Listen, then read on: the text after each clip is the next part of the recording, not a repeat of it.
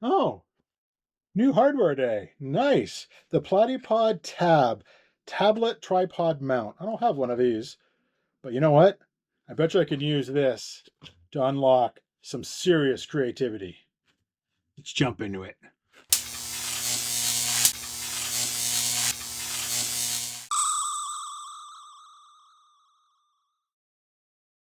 All right, here's the deal. Platypod has come up with a new tablet holder called the Platypod Tab. And this is this holder right here. And they were kind enough to send me one, so thank you very much, Platypod. I appreciate the support that you've given my creativity efforts over the years. And I am excited to see what I can do with this particular new addition to the Platyverse of gear. So when I got this, I was trying to think of what can I do to make this the most creative thing possible that really only this could be used for.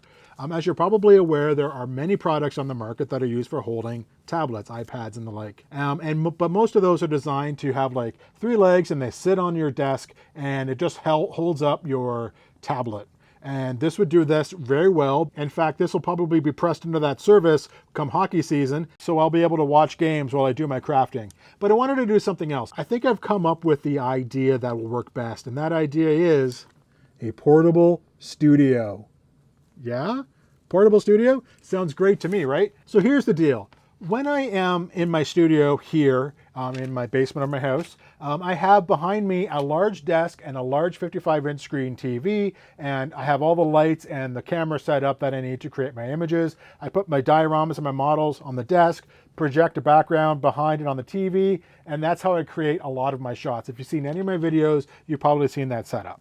And I find it unlocks an amazing amount of creativity because I control every single aspect of that photo and I can just build whatever I want without really much limits except my own imagination and my painting and Photoshop skills. The problem is that a 55-inch TV and a large desk is not really something you can just pack in a suitcase and carry with you. So when I travel, I'm without those tools. I've never really come across a solution that mimics the flexibility I have with my home setup in a format that I can carry with me. I carry a lot of Platypod gear with me anyways. In my camera bag is always a Platypod Extreme with a ball head. There's usually one of these elbows or two, a gooseneck or two, these clamps or two, and they're all just useful for the wide variety of things that I do, both photography and when I'm shooting stuff outside for my blogs or my video channel. This all just comes in handy. And I think with the addition of the Platypod Tab, I can build myself a portable studio that I can take with me and have all that creativity flexibility I have here on the road. And that excites me greatly. I'm going to try to build that studio using the parts I have. I have a plan for that. And the plan involves Mando here. This is a model actually from Bandai, and now he's ready to go to be put into service as a model for my creativity. So I'm going to use this figure to act as the motivator to see if I can create an image. The idea being if I can create an image with Mando using just these parts here to create a mini studio and create that image, then I think I'll have been successful. And I think what I'll do is just shoot the front of the model box. It's not the most original idea, but honestly right now I'm kind of strapped for ideas. So this will do just fine. So what I'm going to do is set up the gear, try to get a shot of basically this shot here using this model and a background projected on my iPad. And if I can come up with an image in kind of my own signature style using just this, I think that this experiment will be successful and I have unlocked an incredible amount of creativity. I'm going to jump in and start assembling stuff and see if I can get something that works. All right, let's get into it.